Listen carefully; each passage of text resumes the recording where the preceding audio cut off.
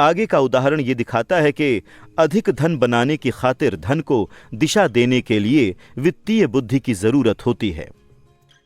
अगर हम 100 लोगों को साल की शुरुआत में $10,000 दें तो मेरे हिसाब से साल के अंत में ये होगा 80 के पास कुछ भी नहीं बचेगा। दरअसल कई तो उस पैसे से नई कार, फ्रिज, इलेक्ट्रॉनिक उपकरण या वेकेशन का डाउन पेमेंट देकर ज्यादा कर्ज में डूब जाएंगे। दूसरा ये होगा कि 16 उस $10,000 को 5 से 10% बढ़ा लेंगे और उनमें से 4 लोग इसे बढ़ाकर 20,000 या $1,000,000 कर लेंगे। हम कोई पेशा सीखने के लिए स्कूल इसलिए जाते हैं ताकि हम पैसे के लिए काम कर सकें। मेरे विचार से पैसे से अपने लिए काम कराना सीखना भी उतना ही महत्वपूर्ण होता है। हर आदमी की तरह मैं भी विलासिता की चीजों को पसंद करता हूं। फर्क यह है कि मैं उन्हें कर्ज लेकर नहीं खरीदता। ये तो आस पड़ोसियों की बराबरी करने का जाल है। जब मैं पोर्श खरीदना चाहता था तो आसान राह यह होती कि मैं अपने बैंकर को फोन करके कर्ज ले लेता। दायित्व वाले कॉलम में ध्यान केंद्रित करने का विकल्प चुनने के बजाय मैंने संपत्ति वाले कॉलम में ध्यान केंद्रित करने का विकल्प चुना। अब तो मुझे आदत पड़ चुकी है कि मैं उपभोग की इच्छा का इस्तेमाल इस तरह करता हूं ताकि ये निवेश करने की मेरी वित्तीय प्रतिभा को प्रेरित और प्रोत्साहित करे। आजकल अपनी मनचाही चीजें पाने के लिए लोग पैसे कमाने के बजाय पैसे उधार लेने पर ध्यान केंद्रित करते हैं। ये रास्ता अल्पकाल में तो आसान होता है लेकिन दीर्घकाल में ज्यादा मुश्किल साबित होता है। ये एक ऐसी बुरी आदत है जिसमें हम फंस चुके हैं, व्यक्तिगत तौर पर भी और देश के रूप में भी। याद रखें, आसान राह अक्सर मुश्किल बन जाती है और मुश्किल राह अक्सर आसान बन जाती है। आप खुद को और अपने प्रियजनों को जितनी जल्दी धन का मालिक बनने के लिए प्रशिक्षित कर सकते हैं उतना ही बेहतर है। धन बहुत बड़ी ताकत है। दुर्भाग्य से लोग धन की शक्ति का इस्तेमाल अपने खिलाफ करते हैं। अगर आपकी वित्तीय बुद्धि कम है तो पैसा आपको जमीन पर पटक देगा। वो आपसे ज्यादा चतुर होगा। अगर पैसा आपसे ज्यादा चतुर है तो आप जीवन भर इसके लिए काम करेंगे। धन का मालिक बनने के लिए आपको इससे ज्यादा चतुर होने की जरूरत है। फिर पैसा वही करेगा जैसा आप उससे करने को कहेंगे। यह आपकी आज्ञा का पालन करेगा। इसका गुलाम बनने के बजाय आप इसके मालिक होंगे। इसी में वित्तीय समझदारी है। 9, नायक चुने, मिथक की शक्ति। बचपन में मैं विली मेज, हैंक एरन और योगी बेरा का दीवाना था। वो मेरे नायक थे और मैं उन्हीं जैसा बनना चाहता था। मैं उनके बेसबॉल कार्ड संजोकर रखता था। मैं उनके आंकड़े मुंह जबानी जानता था। आरबीआई, ईआरए, उनके बैटिंग औसत, वो कितना कमाते थे और वो माइनर लीग से ऊपर कैसे आए। 9-10 साल की उम्र में जब मैं बेसबॉल खेलने के लिए मैदान में उतरता था या फर्स्ट बेस या कैचर खेलता था तो ये मैं नहीं होता था। मैं तो मशहूर बेसबॉल खिलाड़ी होने का नाटक करता था। ये वो बहुत शक्तिशाली तरीका है जिससे हम सीखते हैं, लेकिन प्रायः वयस्क बनने के बाद हम इसे खो देते हैं। हम अपने नायकों को खो देते हैं। आज मैं अपने घर के पास छोटे बच्चों को बास्केटबॉल खेलते देखता हूं। मैदान में वो छोटे जॉनी नहीं होते हैं। वो तो अपना प्रिय बास्केटबॉल नायक होने का नाटक कर रहे होते हैं।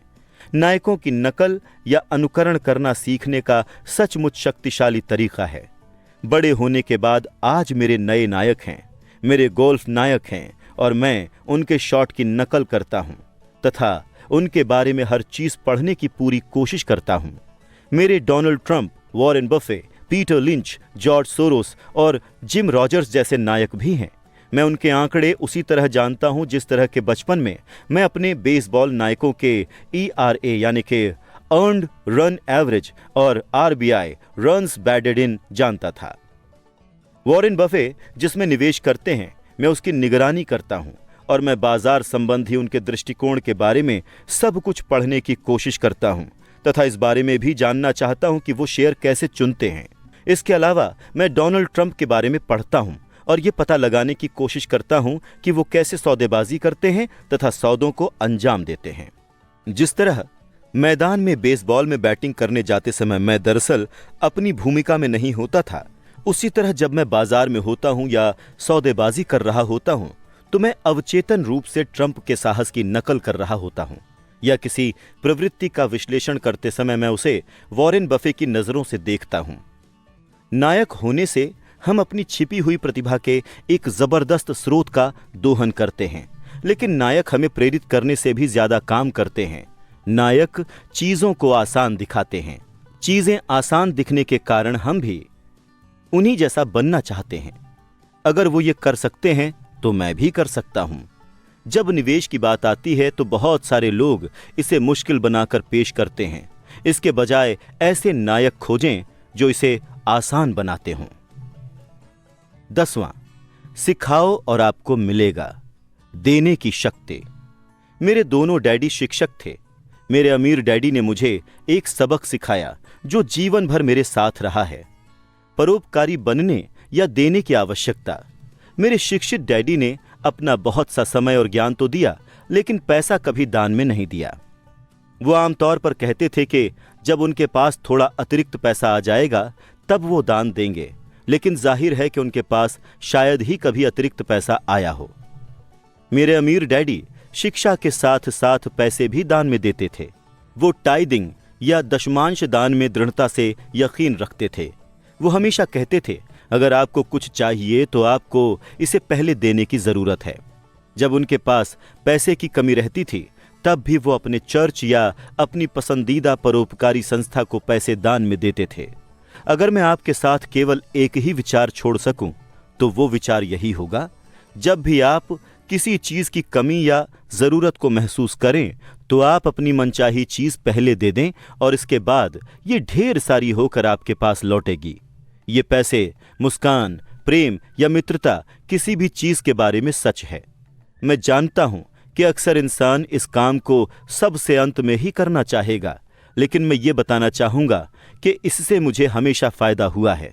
मेरा विश्वास है कि आदान प्रदान का सिद्धांत सच है, इसलिए मैं वही चीज देता हूं जो मैं पाना चाहता हूं।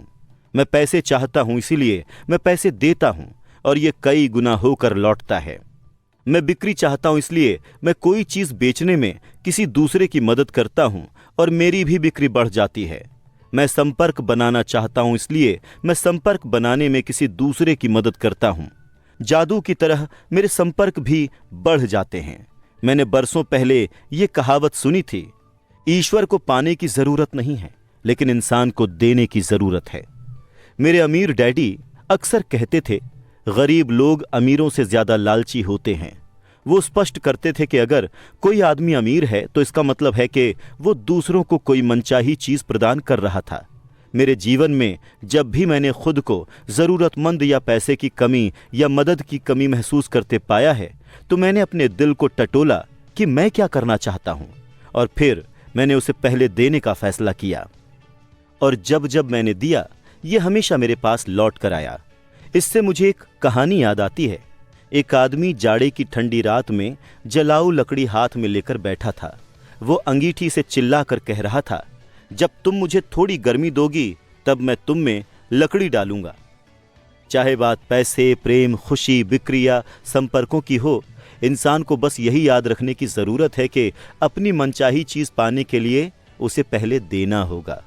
मैं क्या चाहता हूं और मैं इसे किसी दूसरे को कैसे दे सकता हूं, अक्सर ये सोचने भर से ही वरदानों की बौछार शुरू हो जाती है।